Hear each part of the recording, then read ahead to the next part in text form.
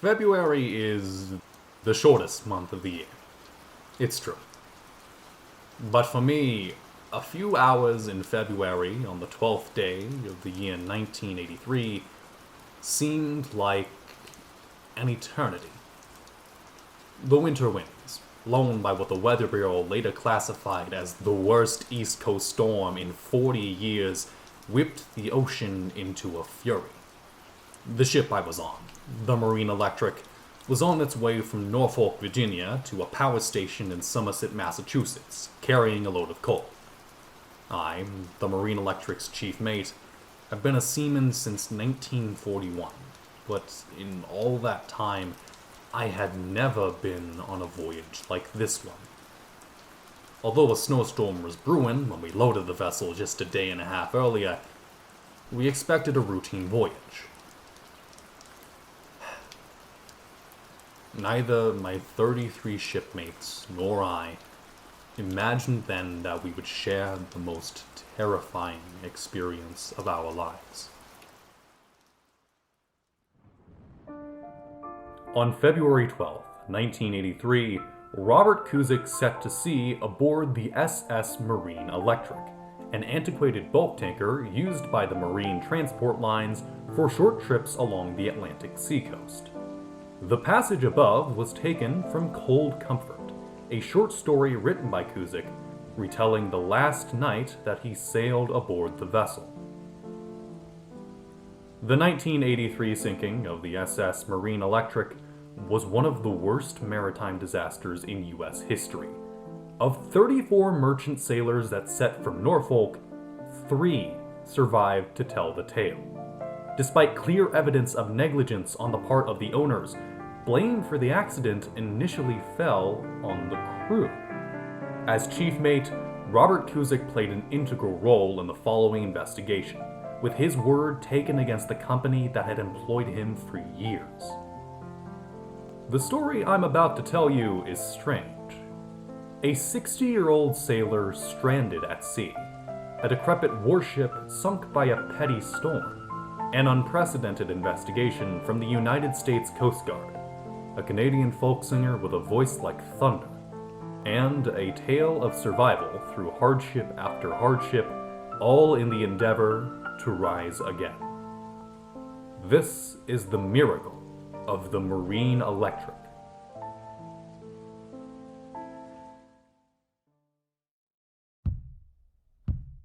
The 605-foot Marine Electric had been patched together in '62, from the bow and stem of a World War II vintage tanker, and it was scheduled for dry docking that spring. 'Twas late '65 at the old Balsea Yard. She was commissioned to haul the black tar. Built the Northumbria there on the bar. Roll, Northumbria, roll. Constructed and laid to sea in 1944, the Marine Electric was born a T2 class oil tanker for U.S. maritime work. When World War II ended, the ship was sold to the Gulf Oil Corporation in 1947, and again in 1967 to the Marine Transport Lines, known today as the Crowley Maritime Corporation. The boat was sawed in half, expanded at the midsection to allow for new cargo space. The expansion brought the ship from an already lengthy 523 feet, or 159 meters, to 605 feet, or 184 meters, and her tonnage from 10,448 to 13,757 gross register tons. This was in spite of the age of the vessel, which even then, at 20 years old, was showing signs of rust, corrosion, and structural damages. Nonetheless, it was set to sea for another 20 years. And fair Princess Anne threw a bottle of wine and watched as the giants set down in the Tyne. What lay ahead could no mortal divine. Roll, Northumbria, roll, me boys. Roll, Northumbria, roll. Robert Cusick was a seasoned sailor, as comes with 41 years of experience on the water. Coming of age in the bout of the Second World War, he was highly accustomed to the sea. With one reading of a hydrometer, he had the competence to safely load a boat 5 inches below the legal load line and the confidence to bet his life on it at sea.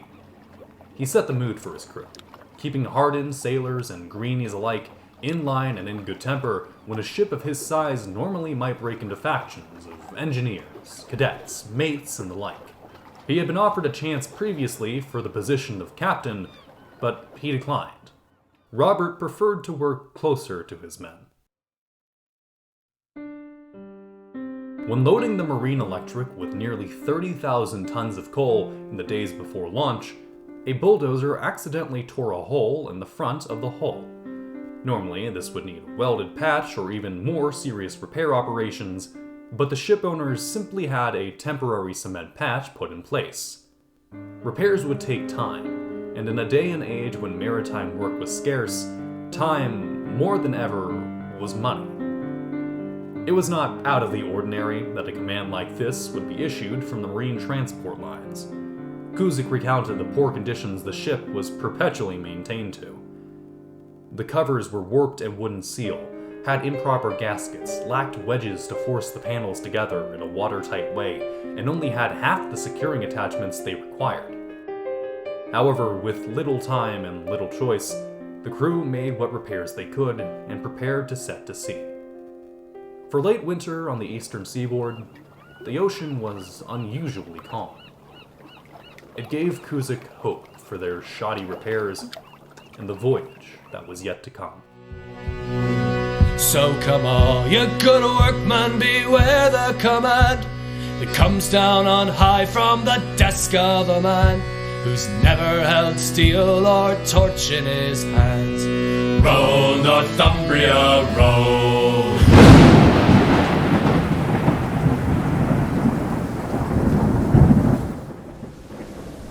Everything on the ship was battened down and secured when I turned in for bed at 23:30 hours the previous night. At about 01:15 hours, duty mate Richard Roberts noticed that the bow wasn't rising properly to the seas. First engineer Michael Price had responded by putting on the pumps to the forward tanks, but the pumps couldn't keep ahead of the water. A worried Captain Philip Carl awoke me at 02:30 hours. He said, "I can't really tell, but I think she's settling by the head." He was right. The ship had evidently fractured. Soon it became apparent that the ship was losing her transverse stability. She was taking on a starboard roll and not returning upright. Captain Coral gave the orders to prepare to abandon ship. The crew was mustered at the starboard lifeboat at 04:13 hours, as the ship was taking on an even more pronounced list. The captain blew the whistle. He began to lower the lifeboat. The Marine Electric set to sea on February 10th. It was, quite literally, smooth sailing, up until the ship reached the mouth of Chesapeake Bay. It was there that they met a raging ocean with 25-foot waves. They battled through the next day up until February 11th, when they received a distress signal from a fishing ship named the Theodora. With instructions from the Coast Guard, they turned around to assist the floundering vessel, which was taking on water in the storm. Standing alongside a fishing boat just over a tenth its size, the Marine Electric, too, was taking on a beating from the massive waves. When the Coast Guard arrived, the Marine Electric was at the end of what it could handle, and the ship's master sent a message to the Theodora. "I'm taking an awful beating out here, and I will be in trouble with myself pretty soon. I don't know how long I can hold. Heave to on this course. I'm rolling, taking water, green water over my starboard side, all the way across my deck." The Theodora replied, in turn, grace and gratitude in an exchange that could only be shared by few others than weathered old sailors. "I'm okay, and we'll make it. I thank you very much, old dog, and I appreciate what you did. Thank you very much, and good luck to you." With that said and done, the Marine Electric returned to its original course. As night began to pass, the storm was reaching its worst. The National Weather Service uses a metric called the Beaufort Scale. which measures the conditions of the wind and sea during a storm.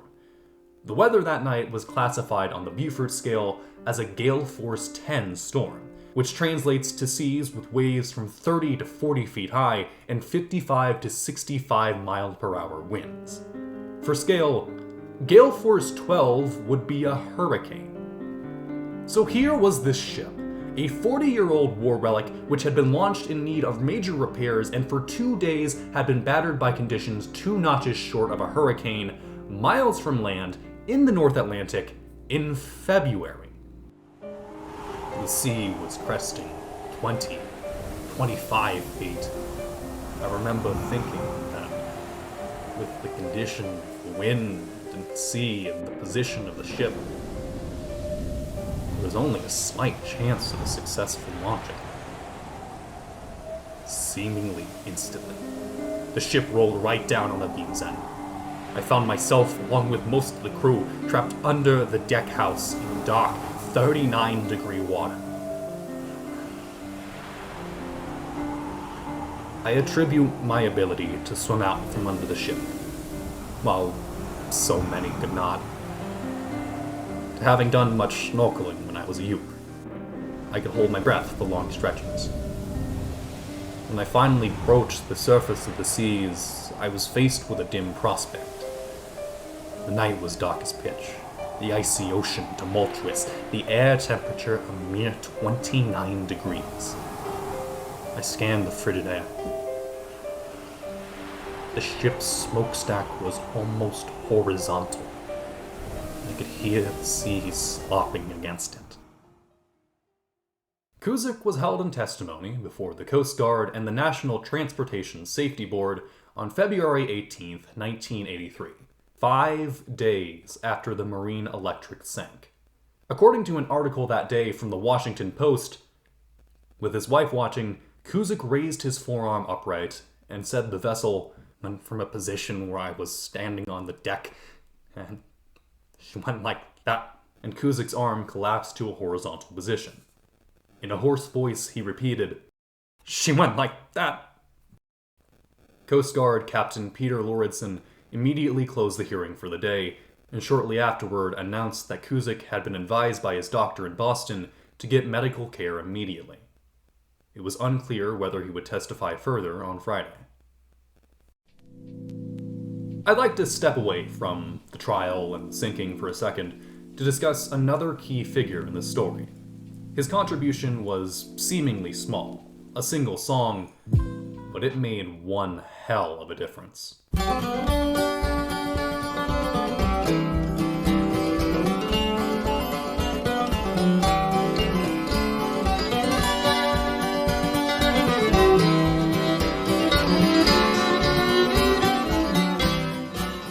Stan Rogers was born in Hamilton, Ontario on December 29, 1949, the eldest son of 2 newlywed maritimers who had left the sea in search of work in the city.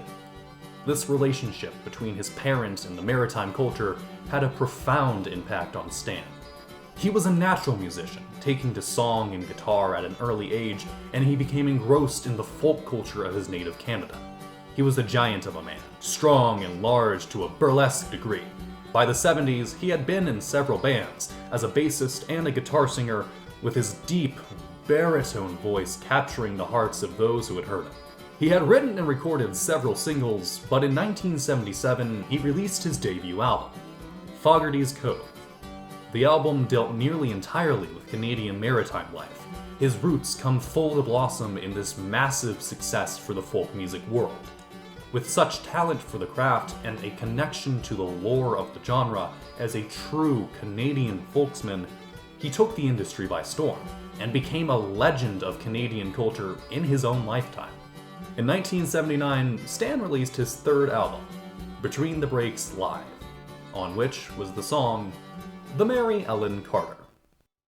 But we'll come back to that later. I struck out, afraid of being sucked down as the ship continued to sink. As I swam, the waves would crest and break, causing me to stop and hold my breath. Each time a wave cleared, I would swim some more until the next one came. I was not really conscious of time, but found myself being focused by some innate survival instinct. In time, I came across a large lifeboat oar and grabbed onto it. Then, suddenly, something happened that I've never been able to explain, at least not with conventional logic. As I clung to the oar, I felt a line wrap about my right leg, just above the ankle. Holding onto the oar with one hand, I tried to untangle myself from the line, but found I could not. A strong tension pulled on it. The line felt like the type known as a 9-thread, which is commonly used for heaving lines and for attaching life rings. But if the line was attached to a life ring, it would be floating, and in any case, there should be no tension. As it was, though, I felt the line pulling me sideways so strongly that, had I not maintained a strong grip on the oar, I would have been yanked off of it. After a long, cold while, I discerned a shape in the distance. No moon or stars shone. The only light was the glow of spindrift on the water's surface, and the shape seemed to be just a slight variation of the darkness that surrounded me. I swam towards the silhouette, and as I approached, I was able to identify a mostly submerged lifeboat.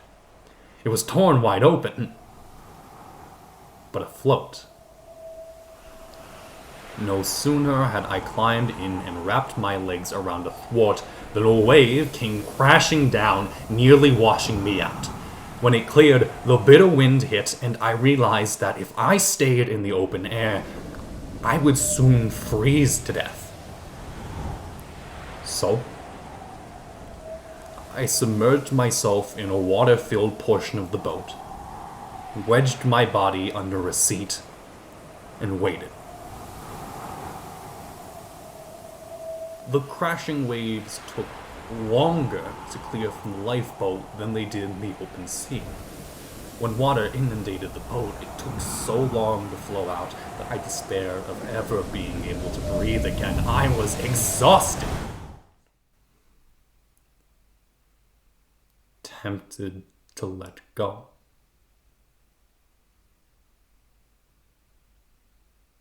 Just breathe in the water, I thought. The struggle will be over. It will be peaceful. At one such a time, as I labored through a retreating wave, the words of a song that I had learned the previous summer came into my mind. The Mary Ellen Carter, by Canadian folk musician Stan Rogers. It told the story of a shipwreck. It was inspirational and particularly fitting. Soon I was shouting out the chorus. Rise again, rise again. Singing on through the long, lonely night, whenever the icy seas broke away.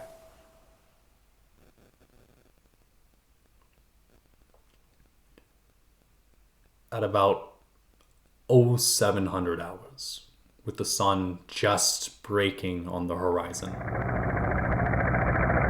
the Angel of Mercy, in the form of United States Coast Guard helicopter number 147-1, appeared overhead.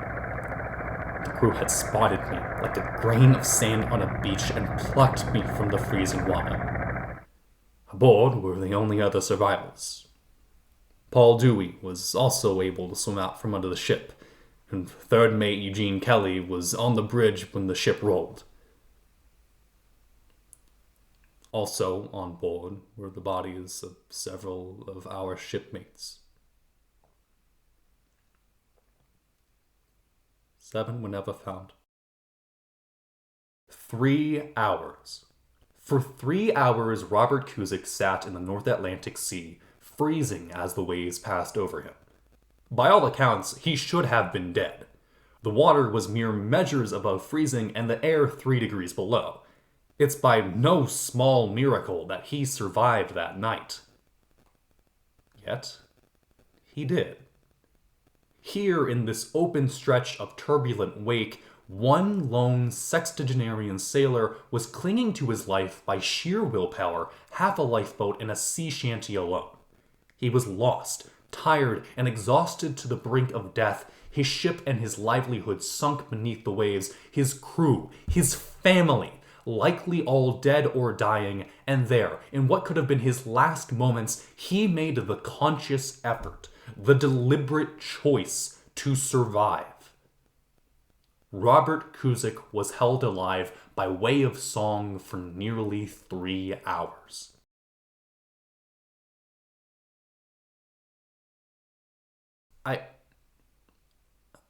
I hope that we never take for granted the men and women of the Coast Guard. It is because of their selfless work, their sense of duty and courage, that I am here today. And I will never forget it. With the rescue operation finished, the Coast Guard began the arduous task of figuring out exactly what the fuck happened that night. They needed information, logs, every scrap of communication and recording they could get a hold of. This was a major operation, and everyone was on edge, especially the marine transport lines. Now, MTL had been shoddy ship owners for years at this point, and they were well aware of the financial, legal, and reputational damages that this incident could bring crashing down on them. For being so proficient in the water, the Coast Guard's search was turning up a lot of dirt. Ships in similar wear and tear to the Marine Electric had been having accidents for years at this point, but never of this magnitude. People were finally starting to take notice, and MTL had a lot on the line. They needed an angle, a way out, some way to spin the story to cover up their tracks and pin the blame on someone else. A scapegoat. And his name was Robert Cusick. Now, human error is a standard culprit in any sort of monumental fuck-up, so MTL had a pretty strong case here. So many options to choose from. Overloading the boat? Human error. Turn the boat too sharply? Human error. Forget any number of the multitude of tasks necessary to keep a boat up and running. Human error, human error, human error. Theories began flying, and a particularly popular one among the investigation was about the stretch of time around the rescue efforts of the Theodora. Some believed that, in making such a drastic rerouting to go back and help the fishing ship, the Marine Electric had accidentally run aground and tore up the bottom of the hole somewhere in the return to its charted route. I mean, it sounds plausible, right? Oh, and what irony that a vessel which had stopped to help a sinking ship in need would, in doing so, seal its fate to sink instead. If only those block-headed brute sailors had been more careful, this could have all been avoided. It was the perfect narrative. Except, it wasn't. First off, the Theodora was near Chincoteague Island at the time of the struggle, yes, but the water was plenty deep to accommodate the larger ship. Once again, the Marine Electric was miles at sea, so hitting the shoreline was not even a remote concern. Second, it seemed obvious where the hole had come from. That patch where the bulldozer had hit was nowhere near strong enough to withstand the strength of the seas that night. This was clear evidence of negligence on the part of the owners. Yet MTL continued to pin blame on the crew. One might imagine phrases like faulty repairs or rough handling that might have been tossed around. Now, throughout all of this, Robert Cusick was still alive, after all. He was the chief mate. He was the second in command. He, more than anyone, had the potential to completely crack this case wide open. But I want you to put yourself in his shoes. Today is February 18th, 5 days after you nearly died. The bite of the salty air is still fresh on your skin, and you're lucky to not have lost 4 limbs to hypothermia. Your crew is dead. The crew you worked for years with. Every old sea dog, every bright young engineer, every fresh cadet. Husbands, fathers, sons, brothers, the crew you were responsible for, the crew you loved like family. Gone. And now, I cannot stress this enough. 5 fucking days off of that fresh, icy hell, you're being asked to testify to the courts. Your employers, rats and scoundrels they are pinning the blame on you and the aforementioned crew. They're a massive company with the best lawyers they can get a hold of, and it's their word against yours. What would you say? What could you say? You could mention the logs that you kept for years on end. Of the half-assed repairs, of the rusty holes poking through the deck, of the epoxy glue you used to patch steel, of the falsified inspections, some made while you were still out at sea, of how management had ignored every one of your suggestions, your concerns, your drawn-up plans to fix the ship made days before you even set out on that wretched journey. You could say almost anything. Or you could say nothing. Let this wave pass as well. To just try to survive.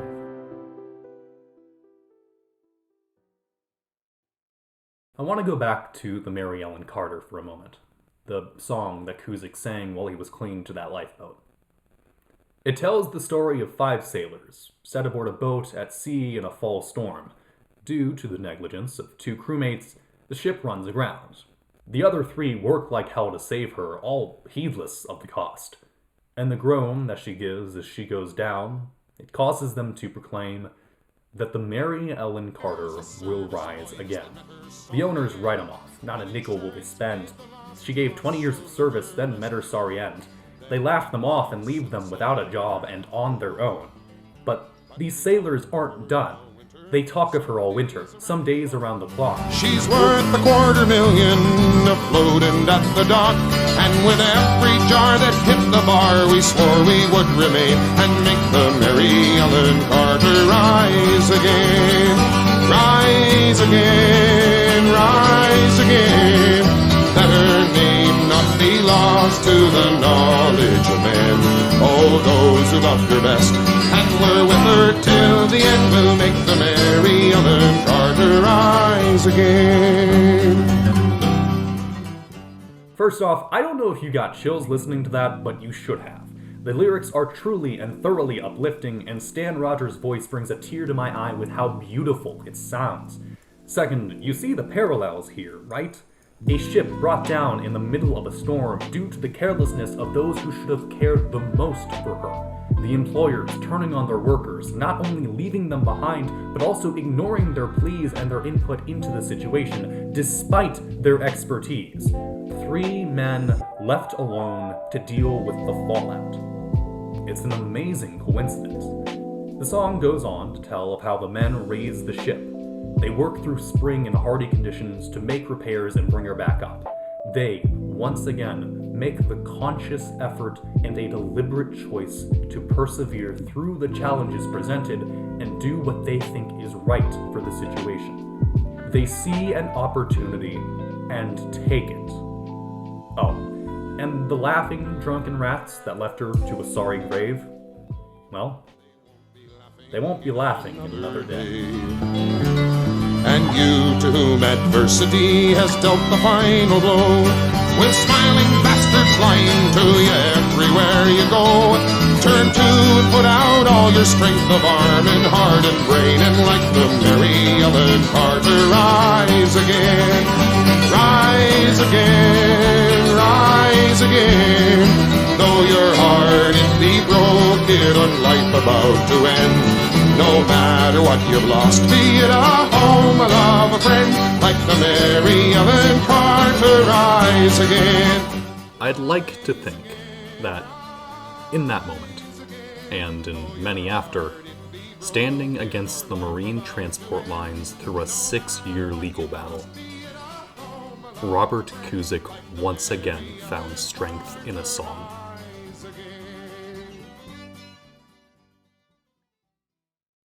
Thanks to Cusick's vivid and vital testimonies, the MTL pled guilty. The owners of the Marine Electric lost their civil case in court, and the families of the crew were awarded damages.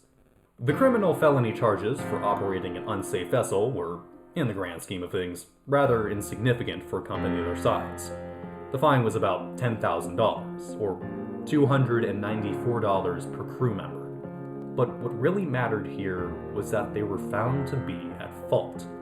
This was the first major step the US had taken in punishing merchant ship owners for the negligence of the safety of their crews. It caused nothing short of a wave of change.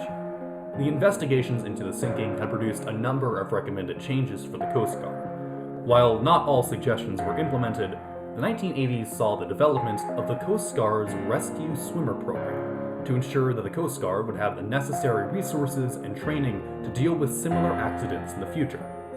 In addition, nearly 70 World War II relics were decommissioned from service, as the investigation had revealed that the US had inadvertently been keeping unsafe vessels in service longer than their seaworthiness. America showed that it was, in some small part,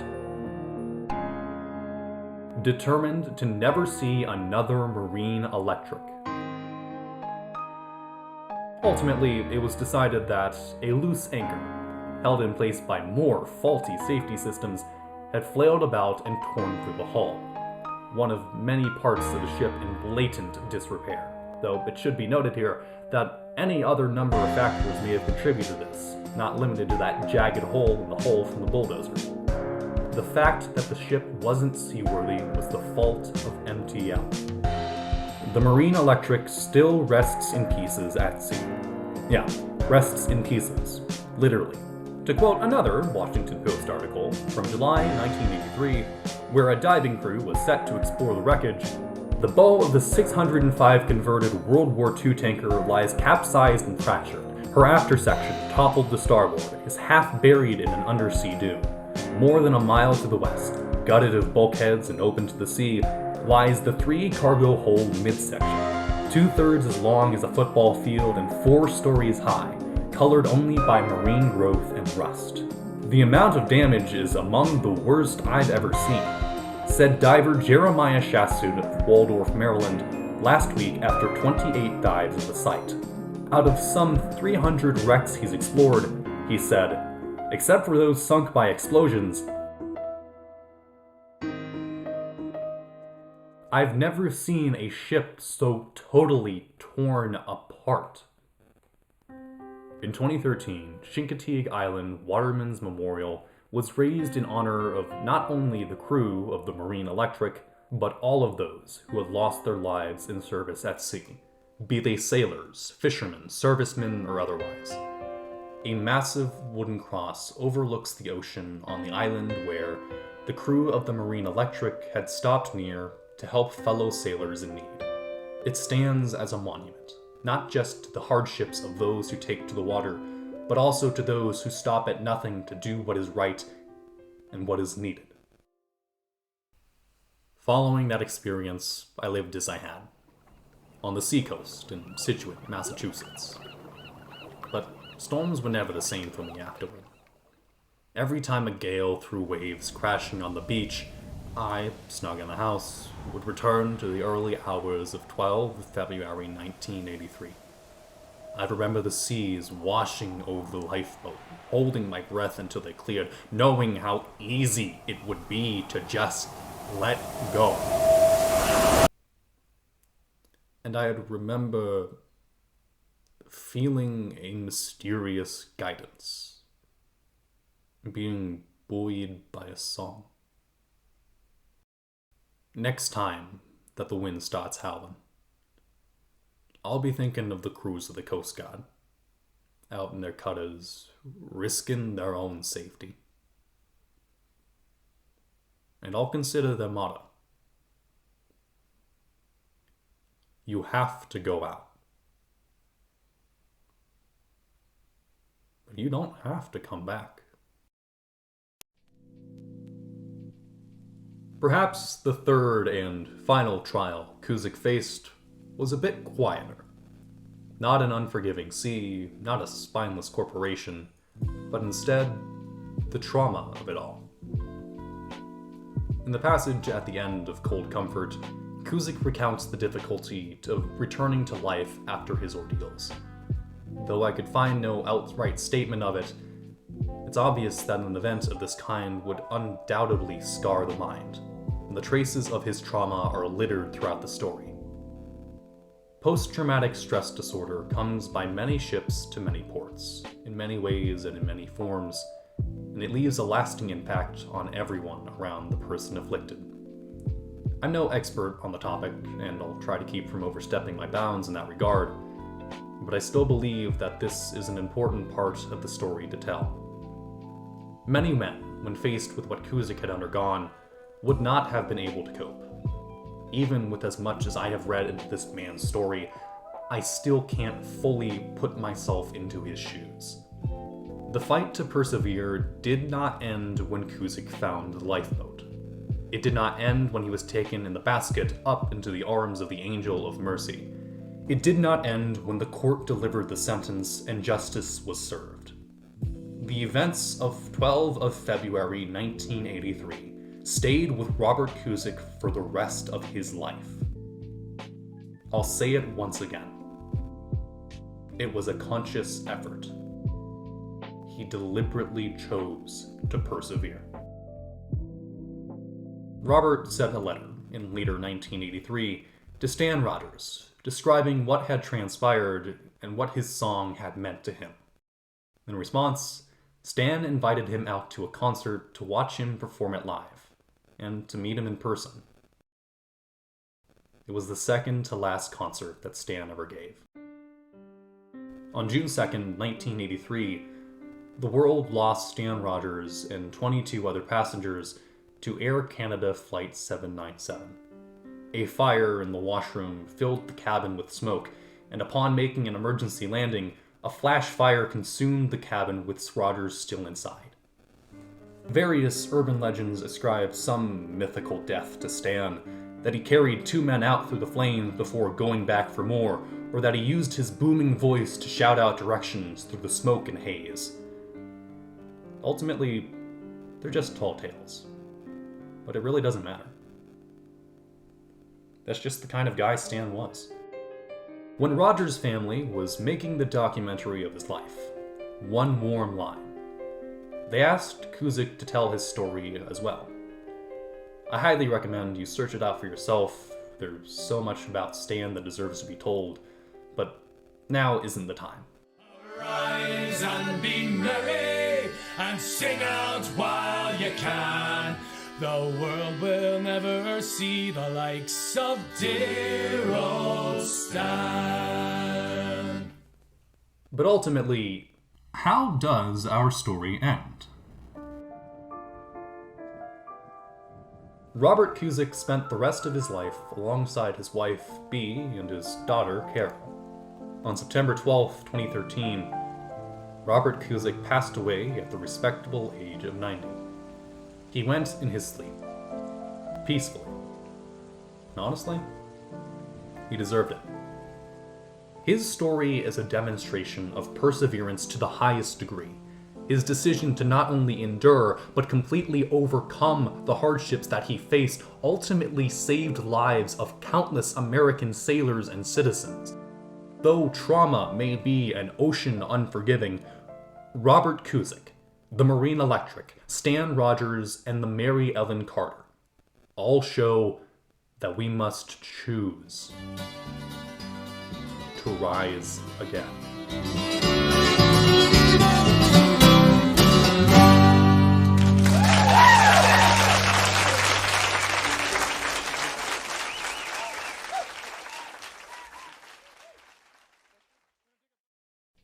Robert Cusick was a brave and humble everyman hero who spoke up at a time when he easily could have remained silent.